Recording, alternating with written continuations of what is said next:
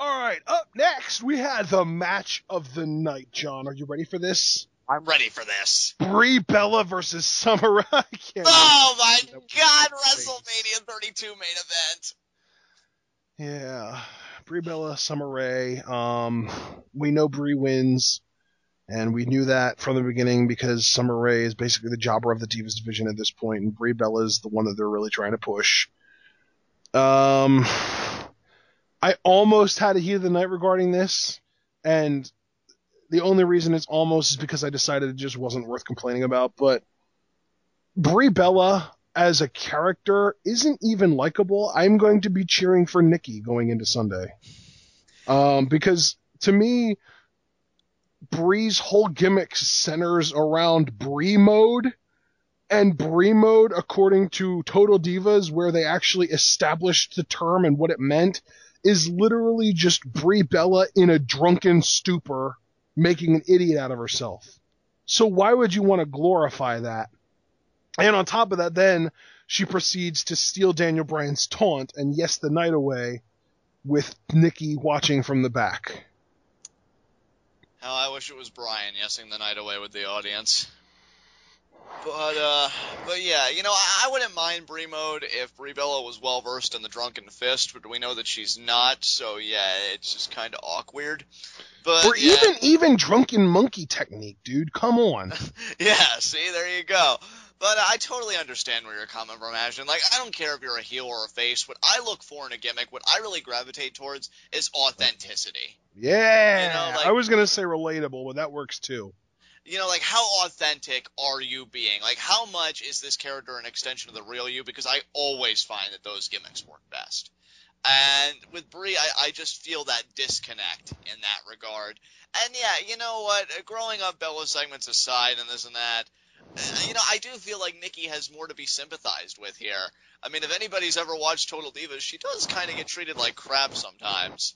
And yeah, she's in a relationship with a man who made her sign a cohabitation agreement, so there's that too. Yeah, and if you saw the preview for the last episode of the first half of season 3 of Total Divas, it looks like John Cena's gonna make her move out. Really? Wow, what a cock salad. See, and that's amazing in my eyes. Oh my God. I can just see it. Well, Nikki, you see, you violated Article A, subsection 3B, and this just isn't gonna work. It just kicks her to the curb. But yeah, you know what? I don't care about this feud. What disappoints me is that you know with a match like this, Ashton, it's going to continue. Because as soon as those 30 days are up, or something within those 30 days, it's going to prolong it. And I just ask why. I throw my hands up in the air and I ask why.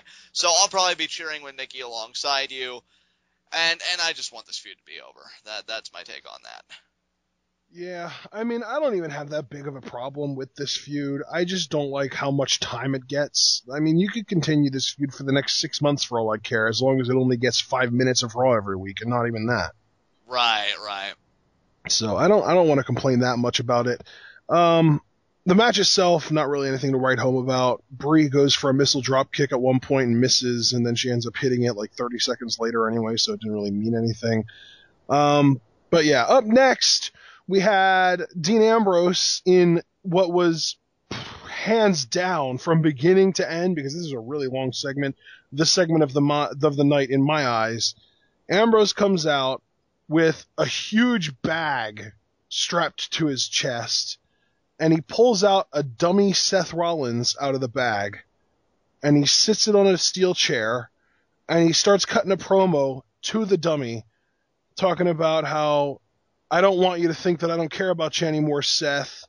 So, I forget exactly what he says, but he says something about how the first thing that I'm going to take away from you is your hands, and he literally removes the forearm, including the hand, of the dummy, and then he smacks him around with it a little bit, and then he says something about how, you know, the one thing that Seth Rollins does better than almost anybody else is screw people over, and he gets a screwdriver out of the bag, and he starts driving it up the dummy's nose, it looks like, and then he talks about how, I really want to hammer my point home, and he gets a hammer out of the bag and starts bashing it over the dummy's head, and then he says, you know, I saw something in a dream last night, and he whips out a freaking saw, And he says, I saw myself cutting your testicles off, Seth, but then I remembered that you sold your testicles to the authorities, so I can't do that. And then he reaches into the bag and he gets out a pair of tongs and he says, the old classic. And he pinches the tongs over the dummy's crotch area. And then he just kind of boils over with hatred and he pile drives the dummy.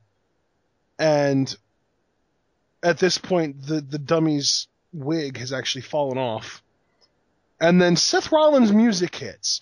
And it's at this point that I actually start to have a problem.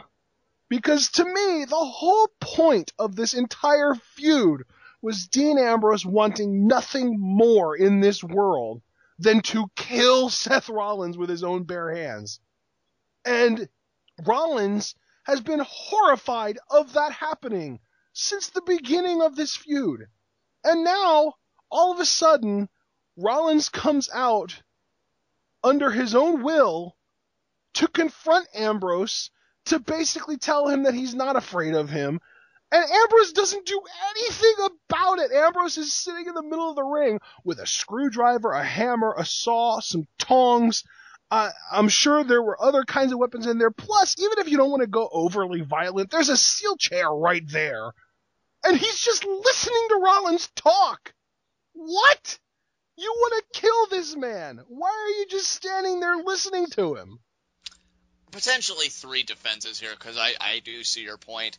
Either A, Ambrose just found contentment with the idea that he's going to be locked inside the cell with Seth Rollins on Sunday and like a kid on Christmas. I think that is the only acceptable explanation for this, but I am definitely curious as to what your other two are. I was going to say, B, along that same lines, he knows that he has a 3-on-2 street fight tonight, with John Cena, Seth Rollins, Orton, and Kane, so he may be able to get his hands on Seth then. Or 3, and the explanation I like best, maybe he just sees the futility in his current situation. Like, every time he attacks Seth Rollins, security always comes out. They always drag him away. He knows he's going to have Seth Rollins locked in that cage on Sunday. Why spoil it? It's like eating a cookie before a fabulous feast, or, a whole jar of them and spoiling your appetite. No, he wants to savor the feast. So that's where I think Dean Ambrose is coming from. Right, and that really was the only flaw that I saw in this entire segment, because at this point, Rollins is out with Mercury and Noble, and it's hilarious how small Noble looks next to Rollins, and it's funny because Rollins is only like 6'1", so he's not huge or anything. Rollins finally says that Ambrose has finally found an opponent that he can match up to intellectually. He knocks Ambrose's bad comedy and tells him that he could be like a pre-show kind of thing for like a Carrot Top or a Gallagher, and then he throws Louis C.K. into that group of comedians, which, I mean, Seth Rollins has done some dastardly things, but that might be his top heel move to date. Such a villain. I know, right? So then he talks about how the local crowd is a bunch of trailer park trash and losers, and he approaches the ring, brags about being rich and famous, enters the ring, continues talking about how Ambrose isn't going to do anything and all this crap, and then the music hits. The car crash, and we have Mick Foley on Raw. Yes, the crowd pops big for this. Foley comes in, and really, to me, this segment proved that Foley still got it, because, man, did he sell the ever-loving crap out of this match to me. He did, and when you say he's still got it, you're not even just talking about him as a wrestler. We're talking about his promo cutting abilities. Absolutely, because, he takes us back in time to, last year, last December when the Shield competed. I guess it was not last year, my friend. 2 years ago, 2012. 2 years ago, 2012.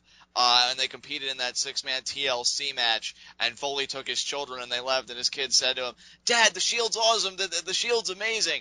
And he said, he agreed. The Shield was awesome, the Shield was amazing, perhaps the most dominant faction of this generation. But he always had in his mind, the inevitable clash between Seth Rollins and Dean Ambrose. And he says that, in his mind, Seth Rollins comes out on top in almost every scenario. And then Rollins interrupts him, and he's like, oh, behind all that ridiculous, crazy nonsense that you spew with that half-working brain of yours, you finally said something that actually makes sense. And then Foley says something about how, well, yeah, Rollins, but you didn't listen to the important word there. Almost. Almost every time. This isn't a non-ordinary situation. And he points up to the cell. And then he starts talking about how just mentally taxing the Hell in a Cell structure is when you're in that kind of match. Yeah, I mean, Foley pretty much said, there's life pre-Hell in a Cell and life post-Hell in a Cell, and I don't know if either one of you are ready for what life awaits you on the other side. I mean, listen, after all the hype they've given it with just this one segment alone, this has to be the match to return the Hell in a Cell to its former glory of just carnage and brutality, because I feel like the past few years, and I'm not talking about buckets of blood, that's not what I mean. I'm just talking about just those oh my god moments, that sheer brutality utilizing the structure, because I feel like the last few years, the Cell has been more of a prop than an actual weapon, and just the matches overall have been pretty tame in comparison to some of the most beloved Hell in a Cell matches in history. So I want these two guys to go all out, and this segment got me excited that they might do so. Yeah, it was this segment really, like, if you weren't already sold on Ambrose Rollins, which to be perfectly honest, I don't know why you wouldn't be, but if for some odd reason you couldn't get into it before, if you still aren't into it after that segment, I think it's time for you to stop watching wrestling, because that is as good as it gets, my friend. Yeah, abso-freaking-lutely. This segment was on point on all levels. Foley says his piece. I'm glad he promoted this match as opposed to him being wasted to say promote Orton Cena and talk about it that way. Like he was perfect here. The perfect fit. Then after the match, not after the match, after Foley leaves, I should say, and he says his piece, Ambrose and Rollins just kind of stare at each other, still hyped up. Then Rollins looks away briefly. Ambrose takes this opportunity to grab a chair, and Ambrose goes a swinging, but he doesn't connect as Rollins makes the escape. Yeah, absolutely. Awesome segment.